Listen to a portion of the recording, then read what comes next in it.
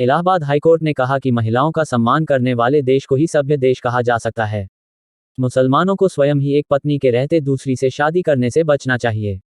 Court ने कहा, Islamic कानून एक पत्नी के रहते मुस्लिम को दूसरी शादी करने का अधिकार देता है, लेकिन उसे पहली पत्नी की मर्जी के खिलाफ कोर्ट से साथ रहने के लिए बाध्य करने का आदेश पाने का अधिकार नहीं है।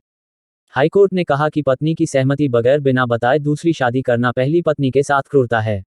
हाईकोर्ट ने कुरान की सूरा 4 आयत 3 के हवाले से कहा कि यदि मुस्लिम अपनी पत्नी और बच्चों की सही देखभाल करने में सक्षम नहीं है, तो उसे दूसरी शादी करने की इजाजत नहीं होगी। कांग्रेस अध्यक्ष पद का चुनाव लड़ रहे मल्लिकार्जुन खड़गे ने आज एक बड़ा खुलासा किया है। उन्होंने कहा कि वो सोनिया गांधी के कहने के बाद चुनावी मैदान में हैं। उन्होंने कहा कि सोनिया ने उन्हें पार्टी का नेतृत्व करने के लिए कहा था।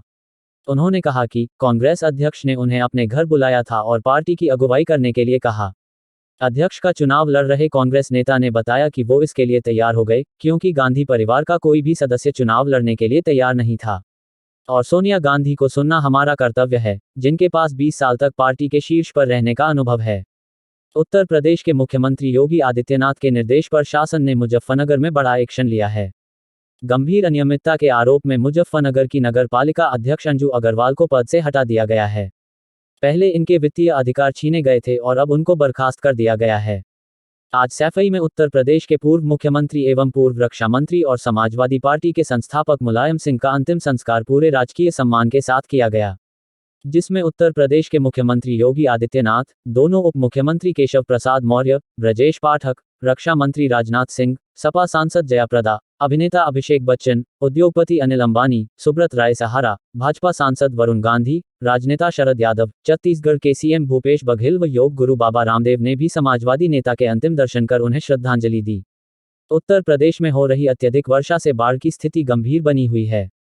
प्रदेश के 17 जिलों के 944 गांव बाढ़ से प्रभावित हैं। बाढ़ के कारण इन जिलों की 8.43 लाख जनसंख्या प्रभावित है।